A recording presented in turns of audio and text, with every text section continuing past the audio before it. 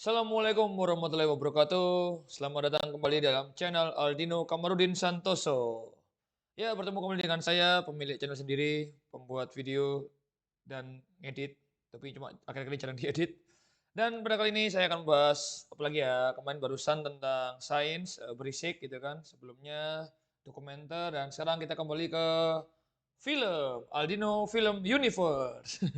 Alias berbagai macam pengetahuan, wawasan atau mungkin sekedar pendapat atau argumen saya mengenai dunia perfilman dan video dan semacamnya lah, terutama tentang film ya. Oke, baik. Barusan kemarin adalah hari Rabu, tanggal 15 Februari yang mana 15 Februari 2023 adalah tanggal rilis dari film Ant-Man and the Wasp Quantumania.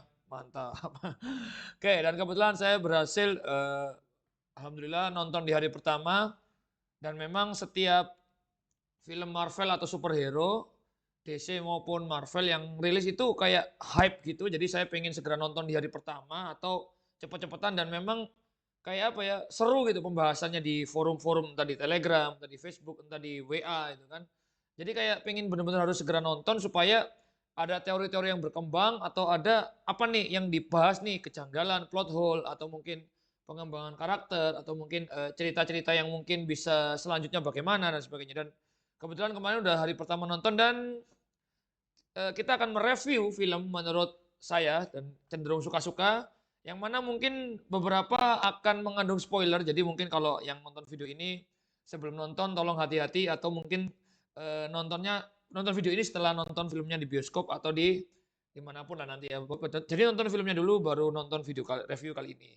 Baik, sebelum nonton saya tidak punya ekspektasi lebih, saya cuma penasaran aja bagaimana sih kisah kelanjutan dari Ant-Man atau Marvel Cinematic Universe yang merambah ke dunia multiverse ini.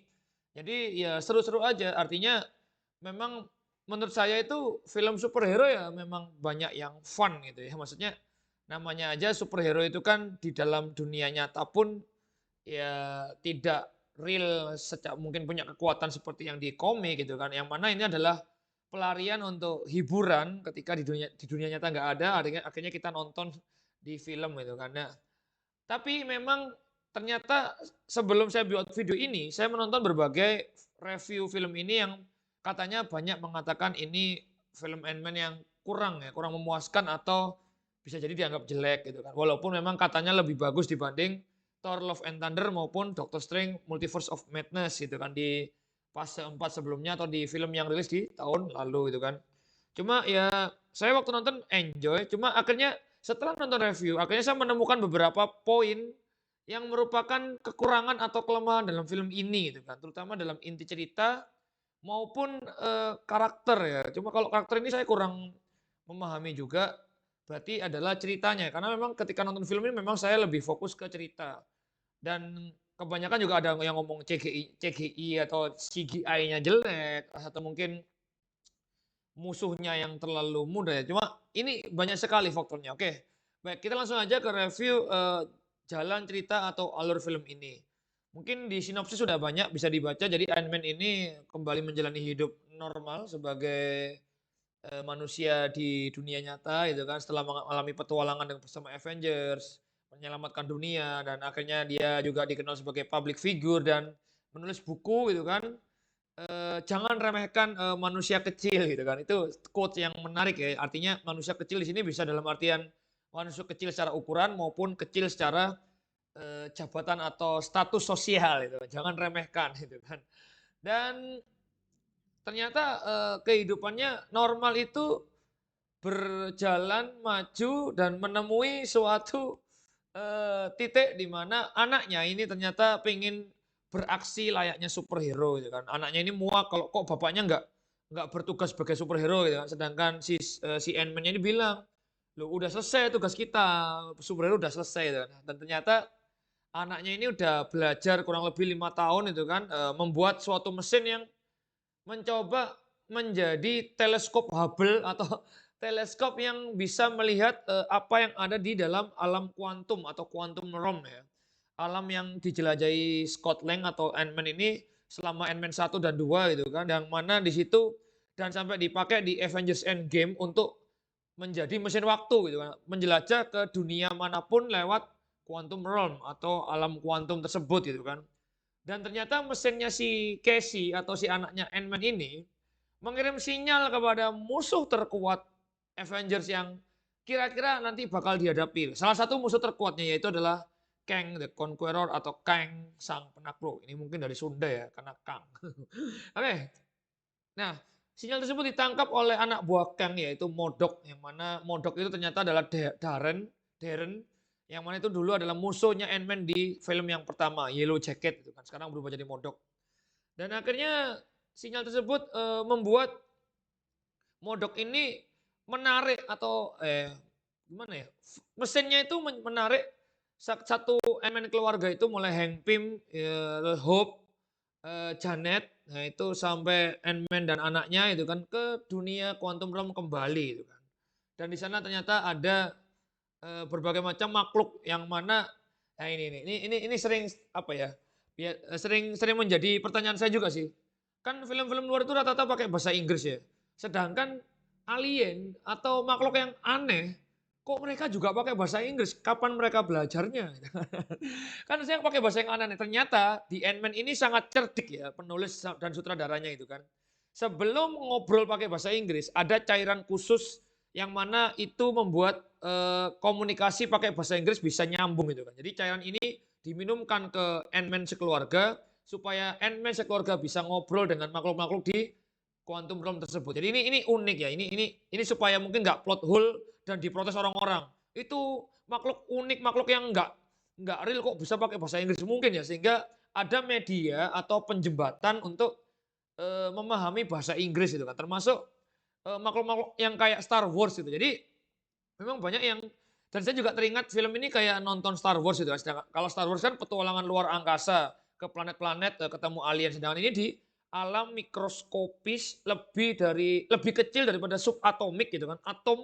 Atom itu adalah unsur terkecil, sedangkan atom dibedah-bedah lagi lah itu adalah quantum realm ya, yang mana di situ katanya tidak berlaku ruang dan waktu. Itu adalah wilayah atau daerah yang nggak berlaku lagi ruang dan waktu, sembarang aja mau tembus ke alam mana aja bisa, tembus ke dimensi apapun katanya bisa menurut film tersebut itu kan. Terus akhirnya nah disitulah mulai perang dengan Kang gitu atau kejar-kejaran dan terbagi jadi dua kubu kerajaan atau Kang dan kubu pemberontak. Mirip-mirip dengan Star Wars itu kan. Pemberontak atau rebellion dengan empire atau kerajaan. Nah, disinilah akhirnya ini yang katanya orang-orang itu plotnya datar gitu kan, ceritanya lemah, hanya sekedar yang baik dan yang jahat. Ya memang begitu ya.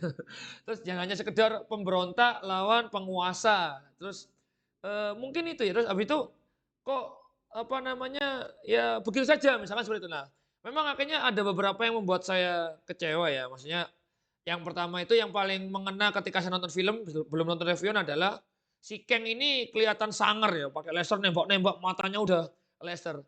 Tapi ternyata kalah sama pasukan semut, coy.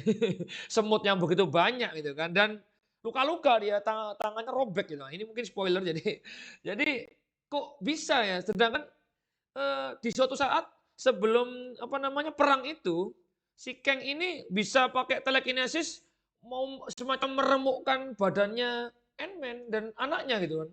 Berarti ini ternyata kalah sama pasukan semut yang begitu banyak. Maksudnya gini, kan bisa di laser ya semutnya ya. Walaupun semutnya memang sudah apa ya mutasi ya.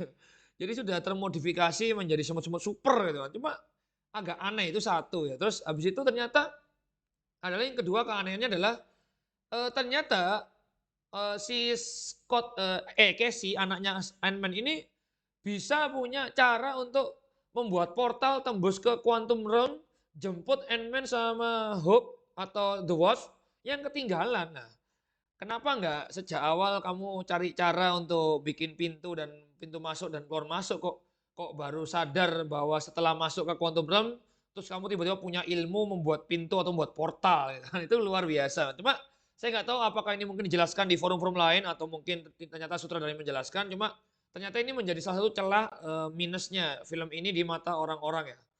Dan banyak hal lain. Terus maksud saya juga mikirnya gini, Kang itu kan lama ya di Quantum Realm yang mana dia itu diasingkan gitu, di situ. Terus dia itu bertahun-tahun di situ gitu kan. Terus dia hanya menunggu alat apa tadi pesawatnya itu yang sudah diledakkan oleh si Hope gitu kan. Diledakkan jadi raksasa gitu kan. Nah, terus dan dia akhirnya nyuruh Ant-Man mencuri atau nyuruh Ant-Man untuk menuju ke raksasa dari alatnya tadi untuk kecilin lagi. Kenapa Kang-nya enggak? Mana alat pengecilmu sini? Tak kecilin sendiri, tak lempar sendiri. Des, kenapa dia harus repot-repot nyuruh Ant-Man? Atau mungkin karena itu saking bahayanya ya. Lah tapi kan Kang ini kan punya baju yang apa nama suit yang bagus dan dia punya telekinesis gitu kan. Apakah telekinesisnya ini enggak mempan untuk mengobrak-abrik alatnya tadi gitu kan sehingga yang sudah dibesarkan oleh Hope gitu kan. Itu juga saya pikir ini kenapa dia harus repot-repot nyuruh Ant-Man gitu kan. Terus kenapa dia nggak bunuh Ant-Man dan keluarga di saat yang apa namanya tepat sebelum Ant-Man dan keluarganya itu jadi ancaman lagi gitu kan. Jadi memang ada beberapa plot hole ya dan mungkin mungkin nanti akan dijelaskan tadi film berikutnya atau mungkin ada di forum-forum yang akan menjelaskan gitu kan. Jadi memang banyak celah. Cuma secara umum ya karena ketika saya tidak melihat tidak fokus pada celah itu ya sebenarnya saya enjoy aja. Artinya ada jahat lawan baik, ada ayah dan anak. Ant-Man yang semakin dewasa dia nggak mau kehilangan anaknya lagi. Dia nggak mau nyalain anaknya yang telah ceroboh. Dia bilang dia itu selalu ceroboh juga gitu kan. Terus perjuangan apa namanya kaum yang ditindas ini sebenarnya bagus. Cuma memang ada kelemahan-kelemahan yang tadi kayak misalkan plot hole kayak loh pasukan Ant-Man ini kuatnya seberapa sih kok apa namanya perang punya laser ya bisa dikalahin juga gitu oleh kaum pribumi. Lah terus kaum pribumi sejak apa yang perlawanan itu rebellion itu sejak dulu ngapain? Masa dia harus nunggu Ant-Man sama ya mungkin memang mereka nggak berani ya lawan Kang karena sangat superior ya itu. Cuma ya Kangnya ini kadang-kadang superior tapi lawan semut juga kalah. Terus pas one by one lawan si Ant-Man ini juga menurut saya agak-agak apa ya gimana ya sebenarnya Ant-Man ini bisa bertarung terus Kang ini juga punya telekinesis gitu kan tapi pertarungannya waktu itu seimbang ya mungkin Kangnya udah turun ya kekuatannya karena udah kena semut gitu kan dan di ending memang Kang ini masih menjadi misteri apakah dia kesedot ke alatnya sendiri itu mati atau dia pindah dimensi atau dia terkurung saja dan sebagainya. Tapi overall sebagai penikmat ya ikut saja. Cuma memang akhirnya ini mumpung nanti akan saya bahas lagi, mumpung ingat jadi waktu itu keinget Ant-Man itu kan mengecil dalam dunia yang subatomik, lebih kecil daripada atom. Sedangkan satu atom itu aja bisa satu unsur oksigen misalkan, hidrogen. Nah, berapa ukuran paru-paru Ant-Man ini kalau dia mengecil lebih dari ukuran lebih kecil daripada oksigen itu kan. Apakah dia nggak muntah-muntah atau bagaimana dia bernapas di quantum realm gitu kan. Karena di situ kan gimana ya oksigen itu kan oksigen satu atom lah ini dunia yang lebih kecil daripada atom ya kan. Ini nanti akan dibahas di program berisik gitu ya mungkin ya atau mungkin di kesempatan yang lain. Yang sementara kita review Ant-Man and the Wasp dan serasa saya menikmati ketika menghilangkan ekspektasi bahwa superhero harus begini begitu harus tragis dramatis. Tapi kalau kan datang untuk sekedar hiburan ya film ini cocok lah untuk dinikmati dengan visual-visual walaupun banyak yang bilang CGI-nya jelek itu kan tapi kan namanya mata ini ngelihat yang dunia yang tidak nyata dengan digambarkan sebegitu meganya, saya rasa udah cukup sih untuk hiburan itu kan. Mungkin itu saja untuk review singkat Ant-Man and the Wasp dan beserta beberapa kekurangannya dan mungkin untuk next film bakal lebih besar lagi event yang terjadi. Semoga dapat lebih baik untuk MCU dan film-film superhero lainnya. Dan silakan tinggalkan komentar, kritik, saran untuk komen-komen, untuk konten-konten selanjutnya. Dan supaya saya bisa terus semangat membuat konten. Sampai jumpa di lain kesempatan. Dadah. Wassalamualaikum warahmatullahi wabarakatuh. Jangan lupa komen, subscribe, and like. Dadah.